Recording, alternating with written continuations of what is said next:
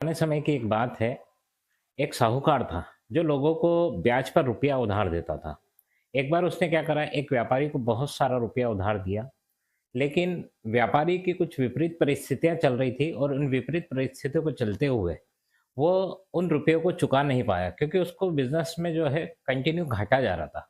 घाटा जाते-जाते वो रुपया उसका ब्याज सहित इतना बढ़ गया कि वो साहूकार को उसका पेमेंट नहीं कर पा रहा था। उस व्यापारी की एक बहुत ही खूबसूरत बेटी थी, जिस पर उस साहूकार की नज़र थी। तो उस साहूकार ने क्या किया कि उस व्यापारी और उसकी बेटी को कहा कि ये लड़की से मेरी आप शादी करवा दो तो मैं आपका जो है पूरा कर्ज माफ़ कर दूँगा। जब बेटी और व्यापारी ने जब ये सुना तो वो अचंभित हो गए। लेकिन तभी साहूकार ने उदारता दिखाते हुए उनके सामने एक बात और कही और कहा कि देखिए एक काम और करते हैं, मैं एक थैला लूँगा, उसमें 2 पत्थर डालूँगा। ये 2 पत्थर जो हैं वो अलग-अलग कलर के होंगे, एक काले कलर का पत्थर होगा और दूसरा जो है वो सफ़ेद कलर का पत्थर होगा। उसके बाद ये लड़की उस थैले में से जो है एक पत्थर निकालेगी, अगर वो काले कलर का पत्थर निकला, तो मुझे इस लड़की को मुझसे शादी करना होगी और मैं इसके पिता का यानी कि उस व्यापारी का कर्जा माफ़ कर दूँगा और अगर इस लड़की ने सफ़ेद पत्थर उठाया, तो इसको मुझसे शादी भी नहीं करना होगी और मैं इसके पिता का कर्ज भी माफ़ कर दूँगा। अब लड़की जो है, उसके सामने तो परेशानी थी, तो माँ व्यापारी और वो लड़की जो है इस शर्त के लिए मान गए। अब जो है समस्या तो बड़ी विकराल थी क्योंकि लड़की जो थी वो उस व्यक्ति से शादी उस साहूकार से शादी भी नहीं करना चाहती थी और दूसरी तरफ वो अपने पिता को खोना भी नहीं चाहती थी। लेकिन मजबूरीवश उसको ये शर्त मानना पड़ी। अब कुछ दिन बीते और कुछ दिन बीतने के बाद जो है वो दिन आया जब उस लड़की का भविष्य का निर्धारण होने वाला था। और वो निर्धारण जो है वो जो भविष्य उस लड़की का निर्भर कर रहा था, वो उस थैले में जो पत्थर रखे थे उस पर निर्भर कर रहा था कि वो किस कलर का पत्थर निकालेगी।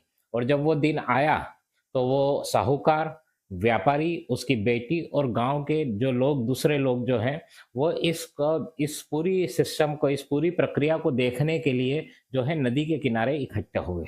और नदी के किनारे क्या है, काले और सफ़ेद कलर के बहुत सारे कंकर वहाँ पर रखे हुए थे। फिर व्यापारी ने कहा कि अब मैं 2 पत्थर यहाँ पर उठाऊँगा, एक काला और एक सफ़ेद और उसको इस थैले में रखूँगा। फिर वो साहूकार जो है अ, पत्थर उठाने के लिए उठा और उसने नीचे झुका और फिर जब उसको ये लग गया कि मुझे मेरी तरफ अभी कोई कुछ नहीं देख रहा है, तो उसने क्या करा कि दोनों काले पत्थर उठाकर उसके अंतर्गत रख लिए। अब ना तो गाँव के किसी व्यक्ति ने यह देखा, ना ही उस व्यापारी ने यह देखा, लेकिन जो उसकी लड़की थी, जो कि बहुत बुद्धिमान थी, बहुत अक्लमंद थी, उसने ये पूरी प्रक्रिया देख ली थी कि उस साहूकार ने जो है चुपके से जो दोनों पत्थर रखे हैं, वो काले ही पत्थर रखे हैं। अब उसने उठा के वो रख लिए।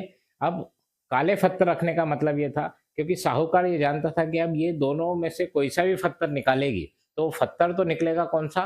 काला वाला और काला पत्थर निकलेगा तो उस लड़की को जो है उस साहूकार से शादी करना पड़ेगी। अब इस परिस्थिति में आप क्या सोचते, किस प्रकार से उसकी मदद कर सकते थे? दोस्तों, लड़की के पास देखिए मैं आपको बताऊँ क्या-क्या विकल्प थे। लड़की के पास सबसे पहला विकल्प तो ये था कि वो उस साहूकार की पोल जो है पूरे गाँव वालों के सामने खोल देती, है ना? वो ये कर सकती थी एक काम। दूसरा काम वो ये कर सकती थी कि वो अपने जीवन का बलिदान करती, मतलब उस साहूकार से शादी कर लेती और उसके पिता का कर्ज माफ़ हो जाता।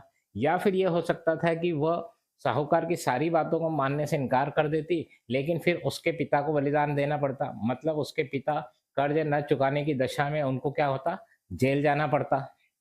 तो दोस्तों ये सारी स्थितियाँ थी। तो अब आप सोचिए कि इस समय उस लड़की को क्या करना चाहिए था? आप अगर उस जगह होते तो क्या करते? देखिए मैं आपको बताऊँ दोस्तों, उसने इन तीनों में से कोई भी विकल्प नहीं अपनाया। उसने बहुत ही समझदारी से और बहुत ही अक्लमंदी से काम लिया। देखिए क्या किया उसने, वो पत्थर उठा निकालने के लिए तैयार हुई।